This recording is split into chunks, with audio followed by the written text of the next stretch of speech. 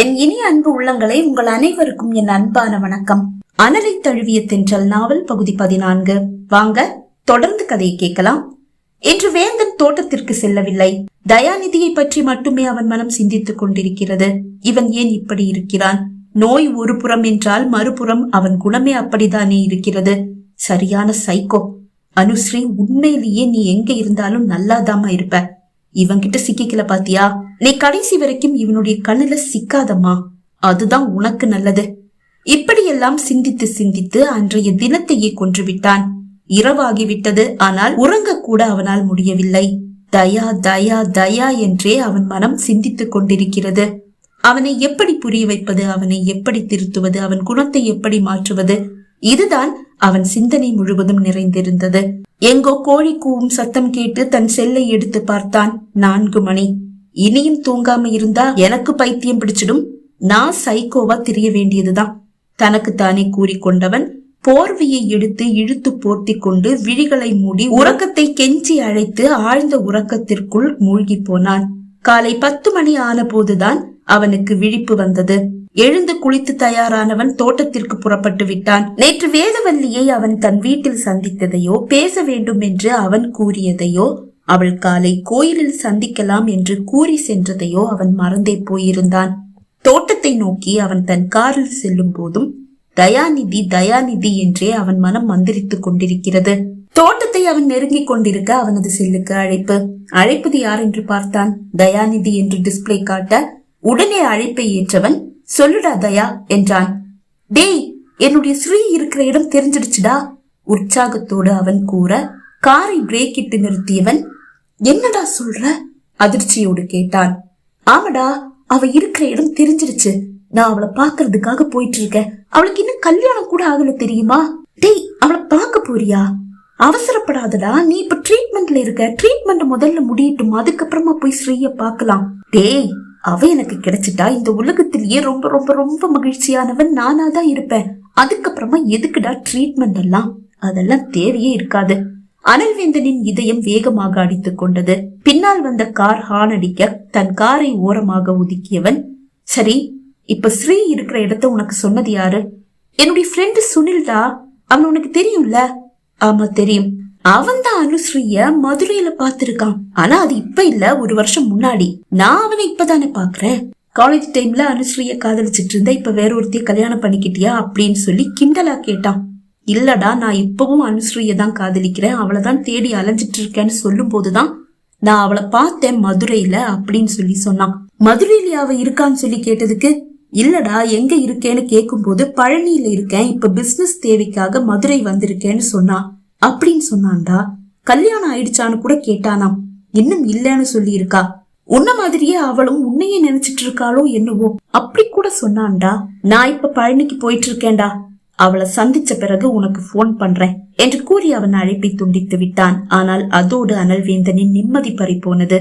ஐயோ, அந்த பொண்ணு இவன் கண்ணுல சிக்க கூடாதே. சிக்குனா அவளுடைய வாழ்க்கையே போச்சு.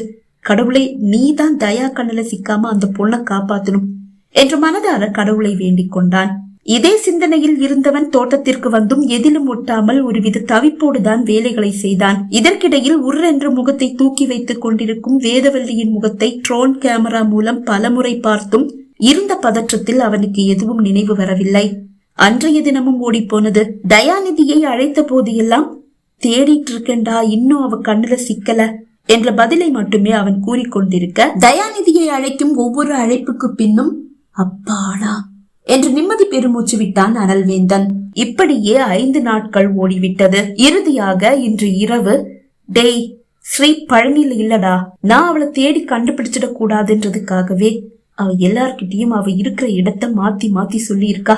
நான் அனுஸ்ரீ போட்டோவை பழனி ஃபுல்லா எல்லார்கிட்டயும் காட்டிட்டேன். இப்படி ஒரு பொண்ண பார்த்ததே இல்லைன்னு சொல்லிட்டாங்க. அது மட்டும் இல்ல, பழனியில இன்னொரு ஃப்ரெண்ட பார்த்தேன். அவன் ஒரு தடவை சென்னையில பார்த்தானாம். கேட்கும் போது மதுரையில இருக்கேன் அப்படின்னு சொன்னாலும், நான் சென்னை திரும்புறேன்டா என்று தயாநிதி கூறிய பிறகுதான் வேந்தன் தன்னிலைக்கு வந்தான். அதன் பிறகுதான் வீடும் வீட்டில் இருக்கும் சமையல்காரரும் அவனது ஓவிய அறையும் கூட அவன் நினைவுக்கு வந்தது. அந்த நொடி வேதவல்லி வீட்டிற்கு வந்திருந்தது. அவளை சந்திக்க கோயிலுக்கு செல்வதாக அவன் கூறியது அனைத்தும் நினைவு வர, ஓ நோ என்றவன் படுக்கையில் பொத்தென விழுந்தான். மறுநாள் காலை 5 மணிக்கே எழுந்தவன் நேராக கோயிலை நோக்கி ஓடினான். வேதவல்லிக்காக அவன் காத்திருக்க வேதனை என்ற கார்மேகம் மூடிய வதனத்தோடு அவள் மெல்ல நடந்து வருவதை அவன் கண்டான். தாவணிதான் அணிந்திருக்கிறாள்.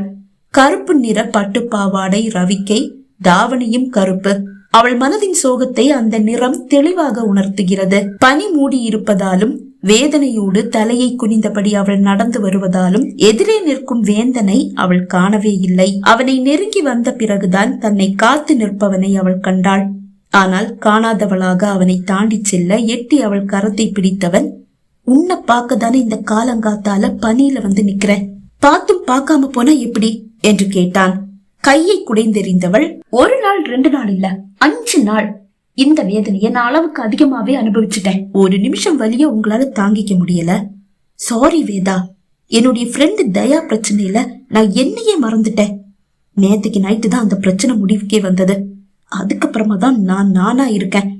அதுக்கப்புறமா தான் உன்கிட்ட பேசுனது, உன்கிட்ட பேசணும்னு சொன்னது எல்லாமே நினைவுக்கு வந்தது. சாரி. அவளுக்கு கோபம் கொப்பளித்து கொண்டு வந்தது. அது அவள் கண்ணை மறைக்க அவளை மறந்தவள், சைக்கோவான உங்க ஃப்ரெண்டு தயாநிதியோட நீங்க சகவாசம் வச்சுக்கிட்டா அவன் உங்களையும் சைக்கோவா மாத்திடுவான். முதல்ல அவளுடைய ஃப்ரெண்ட்ஷிப்பை கட் பண்ணுங்க வேந்தன். இல்லன்னா நீங்க என்கிட்ட மிருகமா நடந்துகிட்ட மாதிரி எல்லார்கிட்டயுமே நடந்துப்பீங்க. முழுக்க முழுக்க நீங்களும் ஒரு சைக்கோவாவே மாறிடுவீங்க. தயாநிதிக்கு நீங்க சப்போர்ட்டா இருக்கிறதாலேயே உங்ககிட்ட மனசு விட்டு பேச பயமா இருக்கு வேந்தன். நான் எதுவும் பேச விரும்பல, நீங்க சொல்றதையும் கேட்க விரும்பல. பிளீஸ் என்னை விட்டுடுங்க என்று கோரிவிட்டு அவனை கடந்து சென்றவளின் கரத்தை பிடித்து கொண்ட வேந்தன் அதிர்ச்சியில் உறைந்துதான் நிற்கிறான். கையை விடுங்க வேந்தன். கையை குடைந்தபடியே கோபமாக அவள் கூறினாலும் அவன் இரும்பு கரத்தில் சிக்கிய அவள் கரம் அவன் கரத்தில் இருந்து விடுபடவில்லை. அவளை அப்படியே இழுத்து தன் முன் நிறுத்தியவனின் விழிகள் கோபத்தில் ஜொலிக்கிறது. உனக்கு என்னுடைய ஃப்ரெண்டு தயாவை தெரியுமா? என்னையும் முன்னாடியே தெரியுமா என்று கேட்டான். அப்போதுதான் தான் உளறிவிட்டது வேதவல்லிக்கு புரிந்தது. உளறியாகிவிட்டது, இனி மறைக்க என்ன இருக்கிறது என்று நினைத்தவள் ஆம் என்று தலையசைத்தாள். எப்படி தெரியும்? தலை உயர்த்தி வேந்தனின் விழிகளை ஆழமாக பார்த்தவள், இந்த கேள்விக்கு நான் பதில் சொல்றதை விட நான் யாருன்னு சொன்னா உங்களுக்கு சட்டுன்னு புரியும்னு நினைக்கிறேன். புரியாமல் பார்த்தவன், நீயா? நீ யாரு? வேதவல்லி தானே? ஆமா, வேதவல்லிதான். ஆனா எனக்கு இன்னொரு பேரும் இருக்கு. School name Anusree. அதை கேட்ட நொடி நெருப்பை தொட்டார் போல், அனுஸ்ரீயா என்று கேட்டபடியே கையை இழுத்து கொண்டவன் மெல்ல பின்னோக்கி நகர்ந்தும் நின்றான். ஆமா, என்னுடைய ஸ்கூல் நேம் அதுதான். தாத்தா தான் எனக்கும் அக்காவுக்கும் நாகவல்லி வேதவல்லின்னு பேர் வச்சாரு. அது பழைய பஞ்சாங்க பேரா இருக்குன்னு சொல்லி அப்பா தான் எங்களை ஸ்கூல்ல சேர்க்கும் போது ஜெயஸ்ரீ அனுஸ்ரீன்னு பேரை வச்சு சேர்த்தாரு. அப்படின்னா நீ தயாநிதியுடைய காதலி? இல்ல, நான் அந்த சைக்கோவோட காதலி கிடையாது. அவன் என்ன காதலிச்சா நான் எப்படி அவனுடைய காதலி ஆக முடியும்? நானும் அவனை காதலிச்சாதான் நான் அவனுடைய காதலி. முதல்ல நீங்க உங்க ஃப்ரெண்ட பத்தி தெரிஞ்சுக்கங்க வேந்தன். அவன் ஒரு சைக்கோ. அவன் கூட எந்த ஒரு பொண்ணாலையும் வாழவே முடியாது. அவனை ஒரு பொண்ணு காதலிச்சே கல்யாணம் பண்ணா கூட அவளால அவன் கூட வாழவே முடியாது. அப்படி இருக்க அவனை துளி கூட நேசிக்காத என்னால எப்படி வாழ முடியும்? அது தெரியாம கட்டாய தாலி கட்டிடுன்னு உங்க ஃப்ரெண்டுக்கு நீங்க அட்வைஸ் பண்றீங்க. உங்ககிட்ட என்னுடைய காதலை சொல்ல வந்த அன்னைக்கு ஒரு வில்லன் மாதிரி ஒரு பக்கத்தை மட்டும் பார்த்துட்டு அந்த பக்கத்தை கூட சரியா பார்க்காம புரிஞ்சுக்காம கட்டாய தாலி கட்டிடு, கல்யாணத்துக்கு பின்னாடி அவ உன்னை புரிஞ்சுக்கிட்டோன்னு அவனுக்கு அட்வைஸ் பண்ணிட்டு இருக்கீங்க. அப்படி அட்வைஸ் பண்ண நீங்க யாருங்க? பிடிக்காத ஒரு பொண்ணு கழுத்துல கட்டாய தாலி கட்டுன்னு சொல்ல உங்களுக்கு என்ன அதிகாரம் இருக்கு, இல்ல உரிமை இருக்கு? நான் உங்களை காதலிச்சிட்டு இருக்கேன். அப்படி இருக்க எப்படிங்க உங்க சைக்கோ ஃப்ரெண்டுக்கு மனைவி ஆக முடியும்? நான் காதலிக்கிற ஒருத்தரை கல்யாணம் பண்ணிக்கிட்டா நான் சந்தோஷமா இருப்பேனா இல்லையான்னு உங்களுக்கு எப்படிங்க தெரியும்? என்னவோ உங்க சைக்கோ ஃப்ரெண்டால மட்டும்தான் என்ன ஒரு மகாராணி மாதிரி வச்சு பாத்துக்க முடியும்ன்ற மாதிரி பேசிட்டு இருந்தீங்க. அன்னைக்கு உங்களை சந்திக்க பயந்த எனக்கு இன்னைக்கும் அந்த தைரியம் வரல. இப்ப கூட வாய் தவறிதான் உண்மைகள் வெளியே வந்துச்சே தவிர நானா எதுவும் சொல்லல. எங்க என்னுடைய ஃப்ரெண்டையே நீ கட்டிக்கோ, அவன் உன்னை உயிரா நேசிக்கிறான், உருகி உருகி நேசிக்கிறான், அப்படி இப்படின்னு ஏதாவது சொல்லிடுவீங்களோன்ற பயம். அதையும் தாண்டி அவன் கூட எனக்கு கட்டாய கல்யாணம் செஞ்சு வச்சிடுவீங்களோன்ற பயம் என் மனசுல மேலோங்கி நிக்குது. அதனாலதான் இன்னைக்கு வரைக்கும் எதையுமே உங்ககிட்ட சொல்லல. நீங்க என்ன கட்டி காட்டி கூட பரவாயில்ல வேந்தன், அவனை கட்டிக்கேன மட்டும் சொல்லிடாதீங்க. என்னால முடியாது. ஒருத்தனை மனசுல வச்சுட்டு இன்னொருத்தனை உடம்புல சுமக்க முடியாது.